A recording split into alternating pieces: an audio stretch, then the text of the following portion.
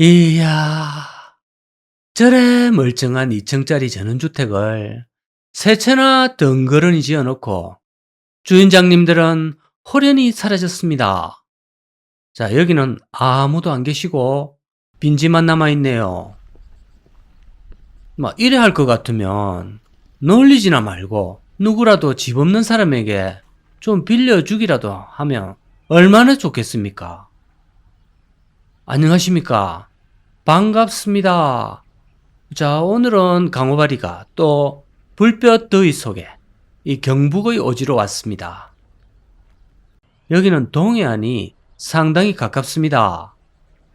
그래가 동해안 주변의 큰 도시들에서 오도 이촌을 할 법한 사람들에게 요거를 좀 분양해 볼까 해서 터를 닦고 이 마련을 했습니다. 저기를 보시면 체류형 쉼터부지, 별장, 주말농장 그렇게 적혀 있는데요. 그러나 제대로 안 되고 있습니다. 땅은 이래 넓은데.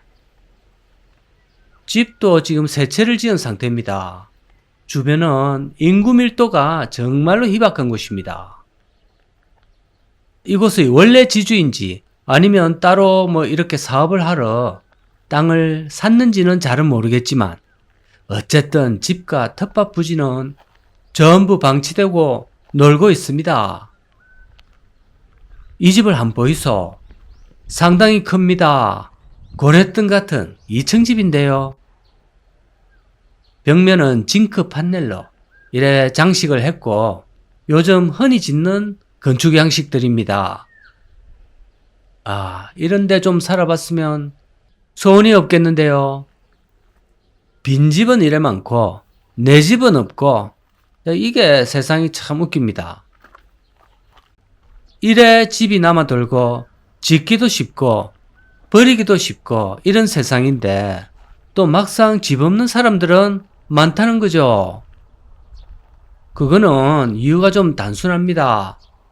조금 생계가 어려운 사람도 이 생계를 위해서는 도시를 벗어날 수가 없고 또 여유가 있는 사람도 역시 또 도시 생활을 갑자기 포기할 수가 없고 그렇기 때문에 이런 외곽 오지에 있는 집들은 남아 돌고 비어가는 그런 상태가 되겠습니다. 여기는 정말 만약에 분양받았다고 쳐도 계속 살기는 어려울 것 같습니다. 이런 고래등 같은 2층 집을 분양받은 사람들이라면 이 식구들이 좀 대가족일 확률이 많거든요. 그러면 장도 상당히 자주 봐야 되고 이리저리 도시로 나가야 되는 일도 많이 생길 겁니다. 학교 다니는 식구도 있고 직장 다니는 식구도 있을 거고 또 하다못해 병원을 주기적으로 다녀야 되는 식구도 있을 수 있고요. 그런 거를 고려하면 이런 외곽지 전원주택은 정말 팔리기가 너무 어렵습니다. 각자가 또 차가 있어야 되고 전부 인터넷으로 돈을 벌고 있어야 이게 가능할 것 같습니다. 각자가 모두 유튜브 채널을 운영하면서 수익을 창출해야 되겠는데요. 그게 쉽지가 않거든요. 이거는 어디까지나 제가 해봐서 아는데 짜다로 추천은 안 드리겠습니다. 간혹 댓글에도 달리기도 하고 또 현실에서도 그런 말들을 종종 들어왔습니다. 바로 무엇인가 하니 시골에 살면 돈이 안 드니까 나중에 적당히 은퇴가 시골에 살겠다 이래 땡실한 꿈을 꾸시는 분들이 종종 보이는데요. 그분들이 생각하시는 이유가 들어보면 단순합니다. 시골에서는 텃밭이 있어서 대부분 자급자족이 가능하고 또 그리고 주변에 배달음식 시켜 먹을 기회도 없고 차를 몰아야 될 일도 별로 없을 거고 물가도 시골이면 저렴하고 이렇게 생각을 하시는데요. 대부분 다 틀렸습니다. 딱 한 개만 맞습니다. 배달 음식은 강제적으로 못 시켜 먹기는 하는데요. 일단 도시보다도 차를 몰아야 될 일이 더 많습니다. 식구의 수에 따라 차도 필요한 대수가 많아집니다. 그러다 보면 차량 유지비가 도시랑 다를 바가 없게 되고 오히려 더 많습니다. 운행 키로수도 더 많습니다. 그래서 유지비는 오히려 더 높다고 보면 되고요.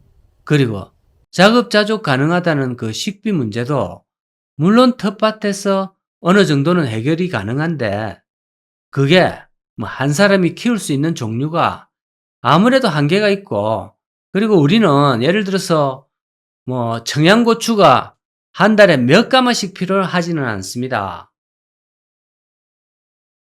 또 그리고 몇 가마씩 생산을 해도 보관을 어떻게 할 겁니까? 5인 이하의 가족이 살면서 한 달에 청양고추는 한 20개에서 30개 이하 필요하겠지요. 밭에서 대량으로 수확하는 양이 필요하지가 않습니다. 또 무, 배차 이것도 똑같습니다. 그래서 시골에 사시는 분들이 밭에서 수확한 채소를 지인들에게 막 나눠주는 경우가 많고 또 어촌에서는 이 잡히는 수산물을 냉동실을 채우다가 결국은 주변 친인척한테 이 택배를 보냅니다.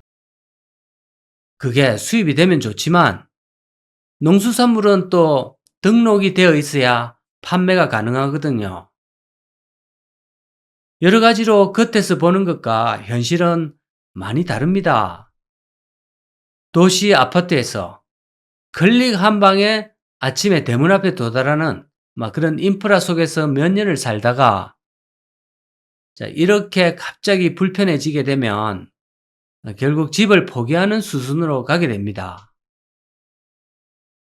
이 주변 환경을 한번 보이소. 전부 농촌입니다. 공기야 좋겠지만 또 이게 밤이 되면 개구리 소리가 잠을 못 이룰 정도로 너무 많이 우려대거든요.